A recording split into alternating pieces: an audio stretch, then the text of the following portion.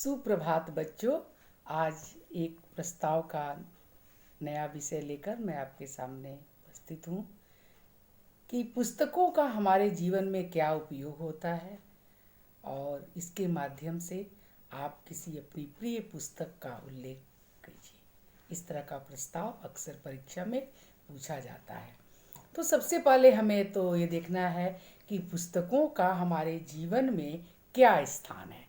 महात्मा गांधी कहते थे कि अच्छी पुस्तकों के पास होने से हमें अपने भले मित्रों के साथ न रहने की कमी नहीं खटकती। यानी जैसे पुस्तकें अगर आपके पास होती हैं तो आपका जो प्रिय मित्र है, जिसका सानिध्य आपको बहुत अच्छा लगता है, अगर वह अनुपस्थित भी है तब भी उसकी कमी आपको नहीं खलती। यानी पुस्तकें जो हैं सबसे अच्छी मित्र होती हैं। तो ये महात्मा गांधी ने कहा था कि पुस्तकों का हमारे जीवन में क्या महत्व है। उनके इस कथन से स्पष्ट हो जाता है कि पुस्तकों का हमारे जीवन में बहुत ही महत्व है। वह सच्चे मित्र की तरह हमारा साथ देती है। सच्चा मित्र क्या करता है? आपको अच्छी राह दिखाता है, अच्छे रास्ते पर चलने के लिए कहता है। वह जो है हर सुख दुख में आपके साथ उपस्थित रहता है। वह आपको कभी गलत रास्ते पर नहीं ले जाता। आप उन मित्रों की बात भूल जाइए जो आपको गलत रास्ते पर ले जाते हैं। बहुत सारे बच्चे ऐसे होते हैं ना, जो कहते हैं कि आज स्कूल नहीं चला जाए और स्कूल के बहाने कहीं घूमने चलते हैं, फिल्म देखने चलते हैं, मॉल घूमते हैं या कुछ अन्य जगह जाते। ये आप सोचते हैं वो मेरा बहुत अच्छा मित्र है, बहुत अच्छा दोस्त है, बहुत अच्छा फ्रेंड है, जो आपको जो है आपका मनोरंजन करा रहा है, आपको जो है घुमाने ले जा रहा है। वह आपका मित्र नहीं है, वह आपका सबसे बड़ा शत्रु है, क्योंकि वह आपको गलत रास्ते पर ले जा रहा है। जो शिक्षा में बाधक बन जाए, जो आपको पढ़ाई के अलावा अन्य चीज़ों की तरफ ले जाने के लिए की कोशिश में लगा हुआ है, वह आपका अच्छा मित्र कैसे हो सकता है? वह कभी भी आपका अच्छा मित्र नहीं कहा जा सकता, क्योंकि वह आपको गलत राय दे रहा है, आपको गलत रास्ते पर ले जा रहा है। तो वह अच्छा मित्र नहीं हो सकता है। पुस्तकें कभी भी आपको गलत रास्ते पर नहीं ले जाती हैं, लेकिन यहाँ भी कैटेगरी है अच्छी पुस्तकें, क्योंकि पुस्तकों की संख्या तो बहुत है और बहुत सारी ऐसी खराब पुस्तकें भी जो लिखी जाती हैं, जिन पुस्तकों को पढ़कर लोग गलत रास्ते पर चले जाते हैं। वे पुस्तकें वास्तव में पुस्तक कहलाने की अधिकारी भी नहीं है। पुस्तक ज्ञान बढ़ाती है, पुस्तक जो आपको सही रास्ते पर ले जाती है, आपको अच्छे और बुरे में भेद बताती है, वह अच्छी पुस्तक कहलाती है। तो अच्छी पुस्तकों का चयन भी बहुत ज़रूरी है, जिस तरह अच्छे मित्रों का चयन जरूरी है। अगर आप गलत मित्र का चयन करते हैं तो जिस तरह आपको तमाम परेशानियों का सामना करना पड़ता है, आप गलत रास्ते पर चले जाते हैं, उसी तरह अगर आप अच्छी पुस्तकों का चयन नहीं करते हैं तब भी आप गुमराह हो सकते हैं। तो सबसे पहली बात कि पुस्तकें, और दूसरी बात है अच्छी पुस्तकें। तो ये दोनों बातों का ध्यान आपको रखना चाहिए। तो पुस्तक हमारी उत्तम साथी है, एक बहुत अच्छी मित्र है, और जिसका साथ करके हमें अपने जीवन में बहुत सारी सफलताएं प्राप्त होती हैं। तो हमें ज़रूरी है कि हम पुस्तकों को अपना साथी बनाएं, अपने पुस्तकों को प्यार करें, उनसे प्रेम करें, उनकी देखभाल करें और उनसे जो है कुछ सीखने की कोशिश करें। तो पुस्तकें हमारी बहुत ही अच्छी साथी होती हैं। कहते हैं पुस्तकें जो हैं वह जीते जागते देवता हैं, उनकी सेवा करके तुरंत वरदान प्राप्त किया जा सकता है। जैसे देवता को प्रसन्न करके आप मनचाहे वरदान पाते हैं, जो सोचते हैं कि वे देवता जो है अगर वे प्रसन्न हो जाएंगे तो आपकी जो मनोवांछित जो भी कुछ है, जो कुछ आपके मन में है, जिसे आप पाना चाहते हैं, वह जो है देवता हमें दे देंगे।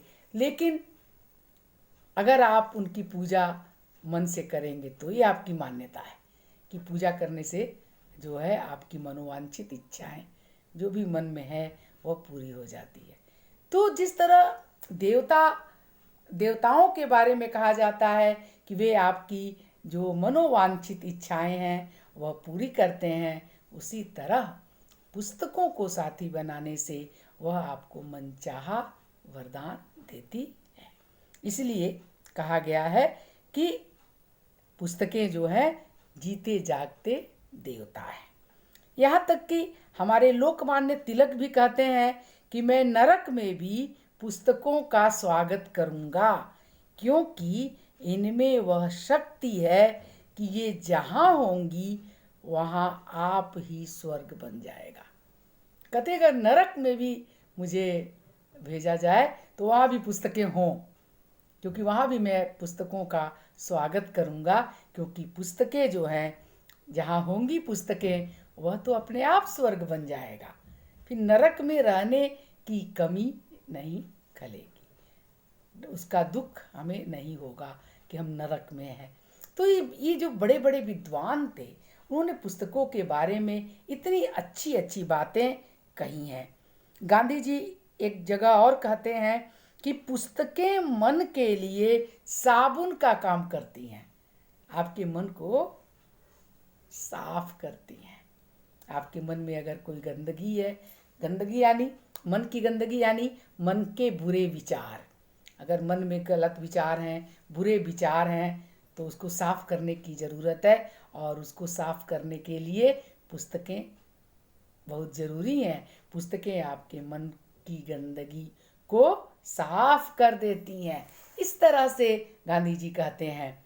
तो कहने का मतलब है कि पुस्तकें जो है बहुत ही महत्वपूर्ण होती हैं। थॉमस ये केम्पिस ने भी कहा था कि मैंने प्रत्येक स्थान पर शांति खोजी, पर एकांत में बैठकर पुस्तक पढ़ने के अतिरिक्त वह कहीं प्राप्त नहीं हुई। यानी ये जो पाश्चात्य विद्वान हैं उन्होंने भी ये कहा कि मन को शांत रखने के लिए, मन की शांति के लिए पुस्तकों को पढ़ने से बढ़कर और कुछ नहीं है, वह मन को शांति भी देती है। यानी कितनी तरह से पुस्तकें हमारे लिए उपयोगी हैं।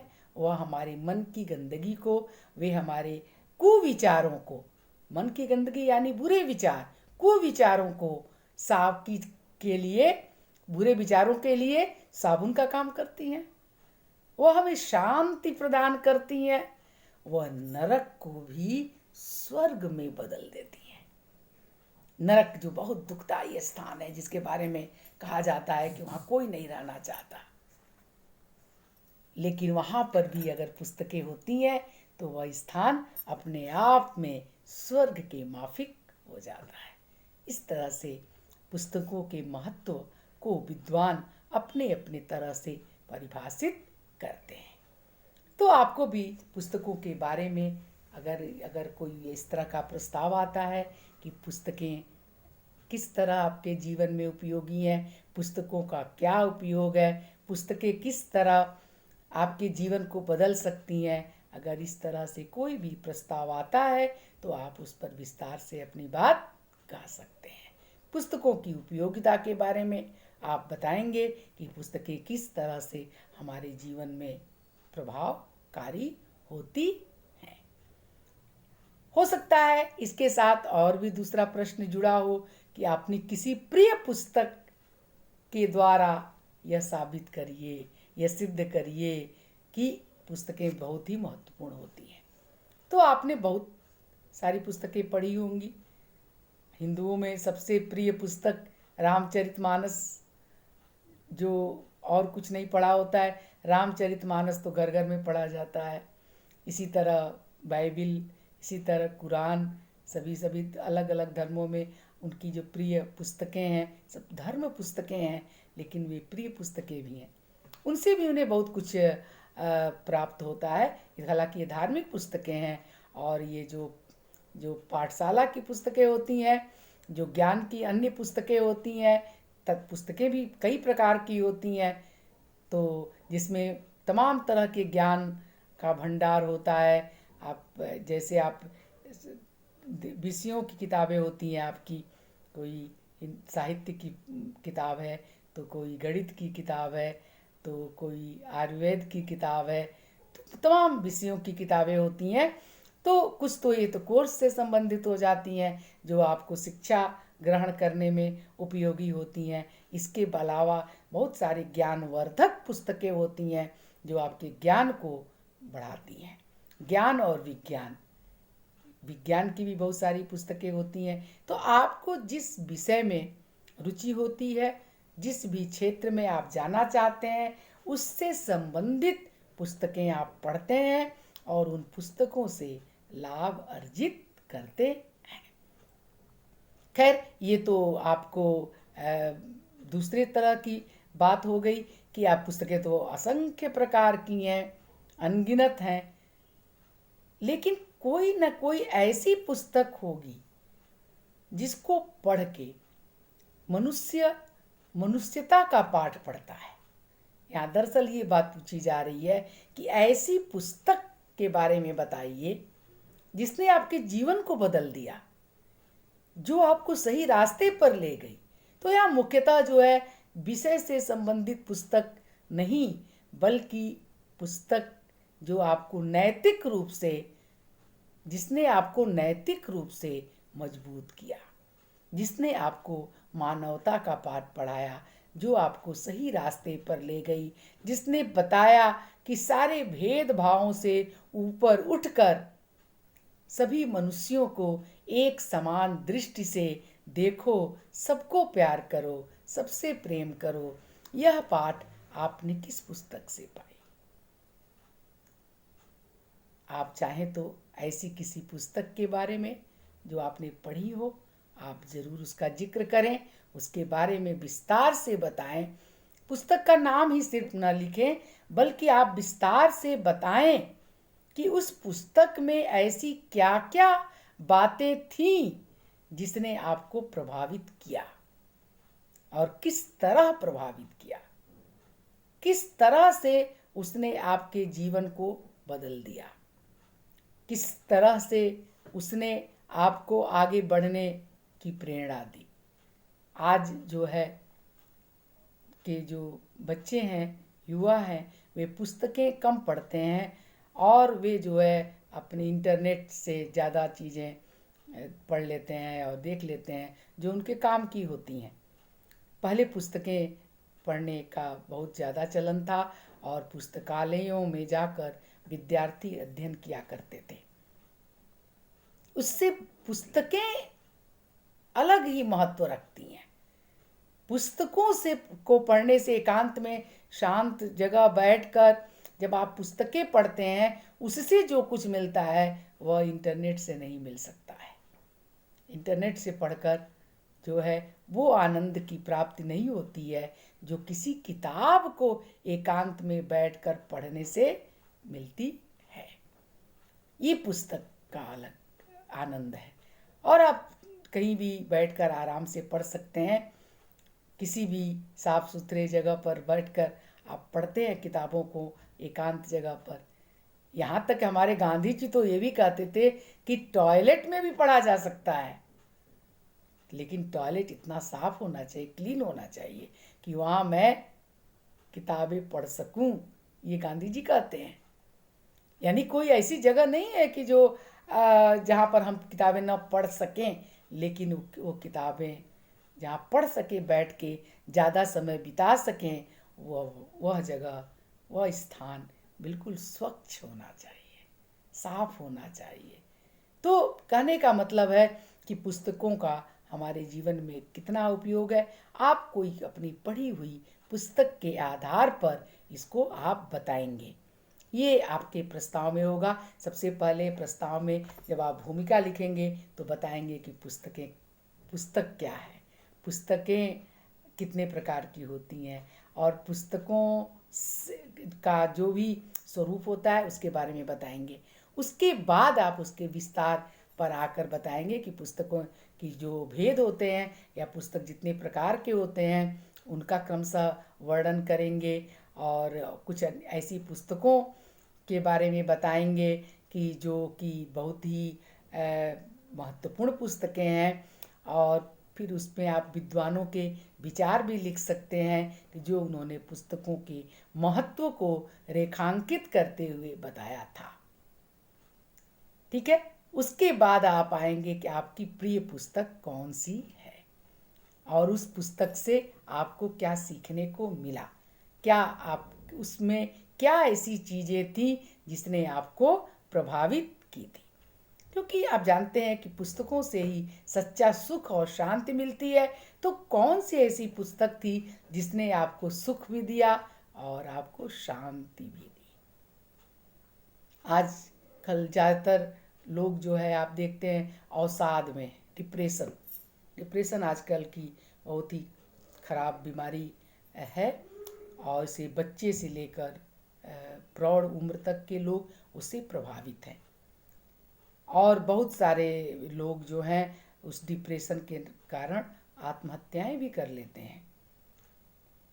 ये क्रमशः ये स्थिति इसीलिए है क्योंकि वे पुस्तकों से दूर हो गए। पहले लोग पुस्तकें पढ़ते थे और उससे उनको बहुत कुछ प्राप्त होता था।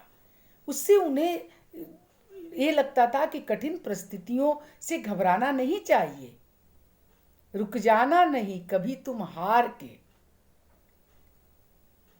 और तमाम तरह की इस तरह के वाक्य और बातें उसमें होती हैं जिससे मनुष्य का मनोबल बढ़ता है।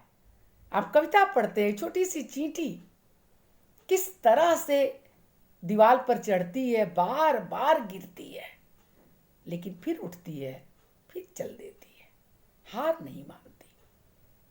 तो इस पुस्तक को, इस कविता को पढ़ने से क्या प्राप्त हुआ कि हमें कभी भी हार नहीं माननी चाहिए, निरंतर निरंतर प्रयास करते रहना चाहिए, और निरंतर प्रयास करने से एक दिन सफलता अवश्य प्राप्त होगी, हारने से नहीं। जो हार गया वो कुछ नहीं कर सकता है। तो ये प्रेरणा कहाँ से मिलती थी? ये प्रेरणा हमें पुस्तकें देती थी। किसी अच्छी पुस्तक को पढ़ने से आपको वह ज्ञान प्राप्त होता है, वह आत्मविश्वास प्राप्त होता है। आप देखते हैं कि लोगों ने कितना कितना कुछ सहा और सहकर किस तरह बुलंदी तक पहुंचे।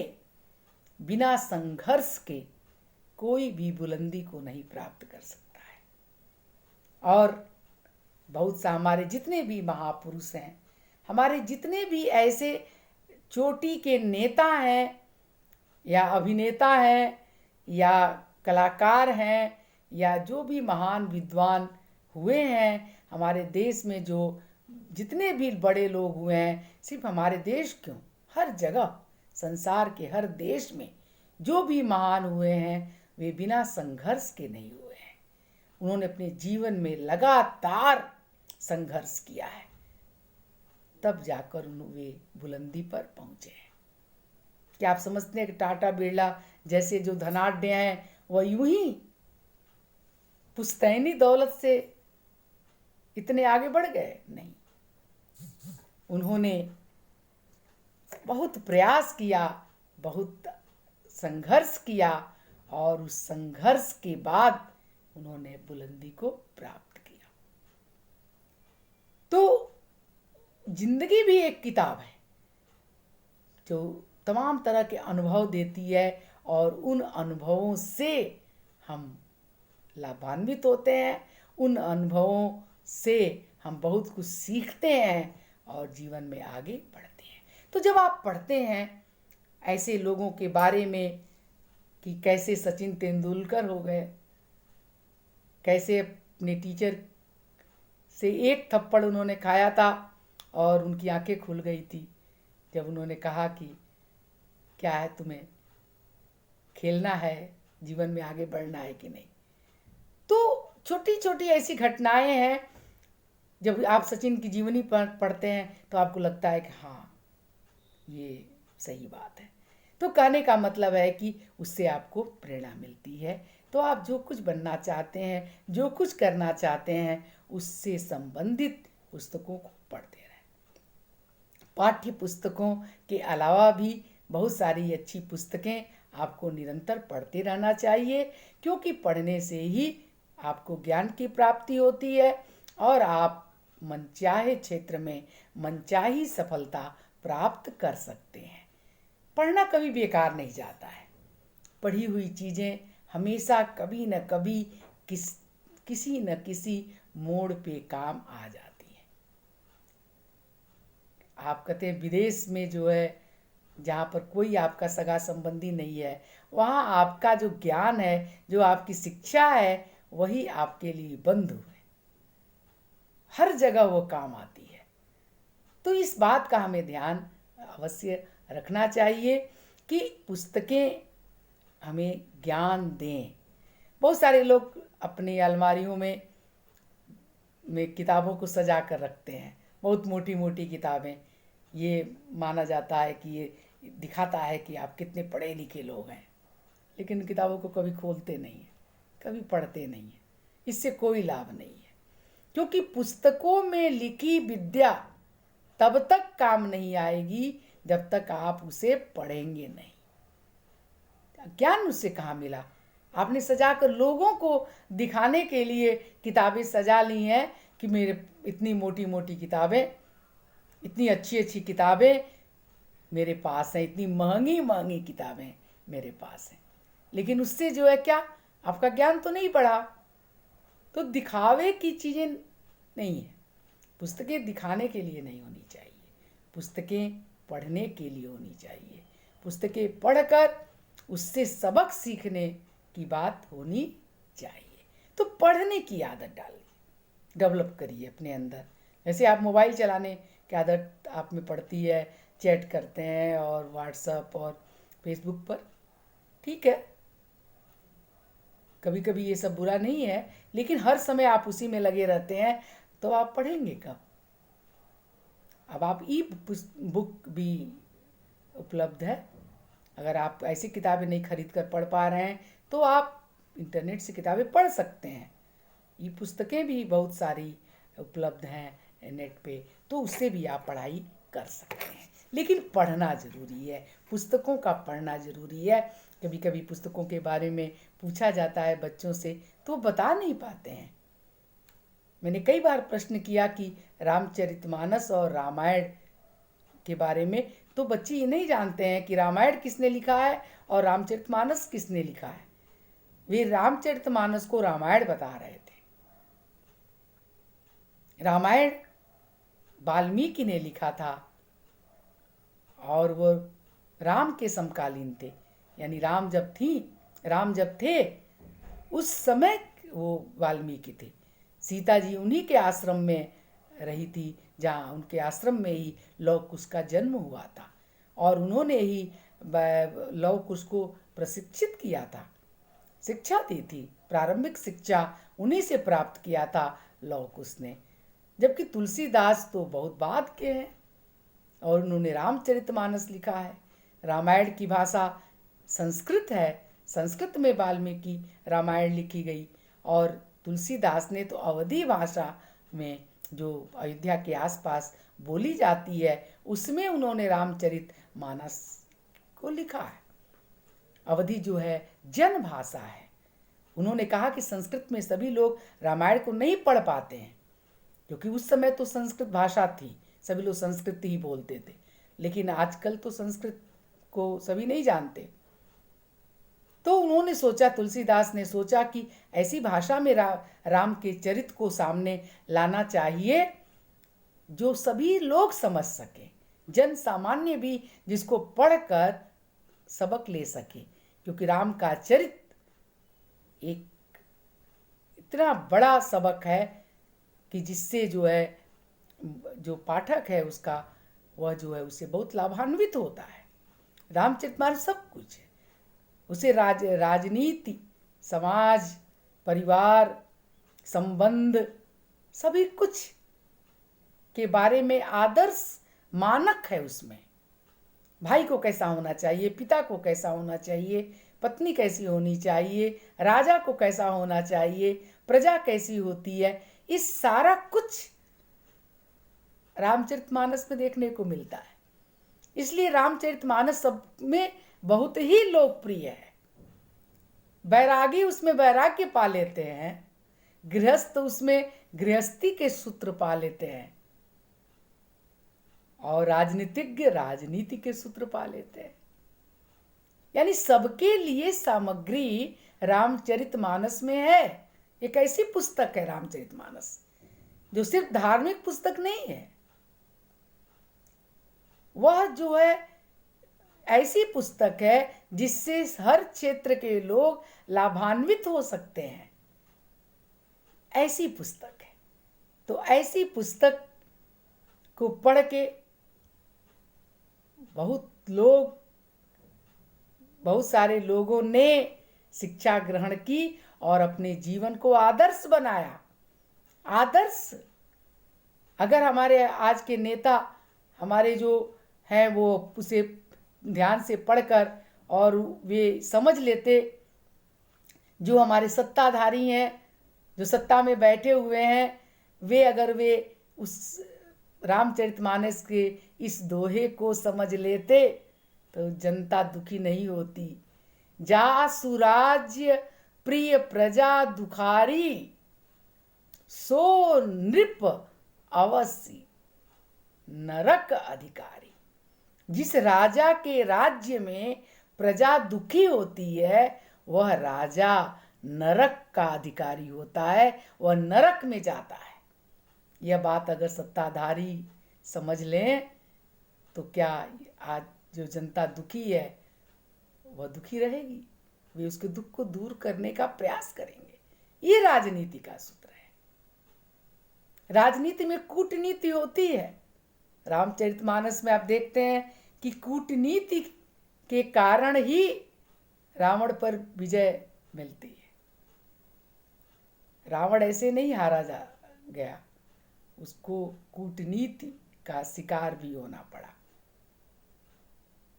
तो इस राजनीति के सूत्र भी रामचरितमानस में मिलते हैं। पारिवारिक संबंध, आप देखते हैं कि दो भाई राम और भरत दोनों राज्य को एक दूसरे को देने के लिए लड़ रहे हैं। राम कहते हैं कि भरत राजा बने, भरत कह रहे हैं नहीं, राम ही राजा बने। दोनों भाई राज्य को स्वीकार नहीं कर रहे हैं। ये है भाई का प्रेम। और आज आप देखते हैं जमीन के छोटे से टुकड़े के लिए, कुछ रुपयों के लिए भाई भाई का दुश्मन हो जाता है।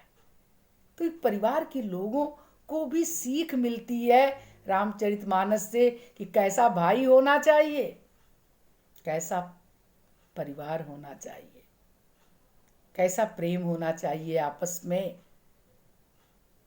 ये रामचरितमानस से उसे सीख मिलती है। तो ऐसी पुस्तक जिससे हर तरह से समाज में किस तरह का संबंध होना चाहिए, समाज में किस तरह अत्याचार के खिलाफ संघर्ष करने वाले लोग होने चाहिए, सब कुछ आपको इसमें मिलता है।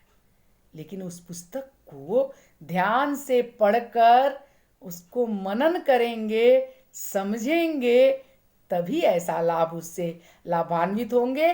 तो जैसे रामचरितमानस को पढ़कर बहुत सारे लोग लाभान्वित होते हैं, ऐसे ही किसी भी पुस्तक को, अच्छी पुस्तक को पढ़कर आप लाभान्वित हो सकते हैं। तो आप किसी भी पुस्तक को जो पढ़े हों या पढ़ेंगे या पढ़ने की कोशिश करें, और उससे जो आपको लाभ होता है या जो उससे आपको सीख मिलती है, जो सबक मिलती है, उसको आप अपने शब्दों में लिखें कि हमें इस पुस्तक से क्या क्या मिला, किस तरह से हमें अच्छा बनने की, अच्छा मनुष्य बनने की, मानवता की भलाई के लिए कार्य करने की प्रेरणा मिली। आप मदर टेरेसा के बारे में जब पढ़ते हैं, उनसे संबंधित पुस्तक को पढ़िए, तो आपको क्या सीख मिलती है कि अपने लिए नहीं जीना है, इस मानवता के लिए, मनुष्यता के लिए जीना है। आप देखिए हमारे समाज में जब माता पिता बूढ़े हो जाते हैं और कोई बीमार हो जाता है, रोगी हो जाता है, अपाहिज हो जाता है, और अपने परिजन, अपने स्वजन जिनको सड़क पर फेंक देते हैं, उनको वे लोग ले जाते थे अपने घर।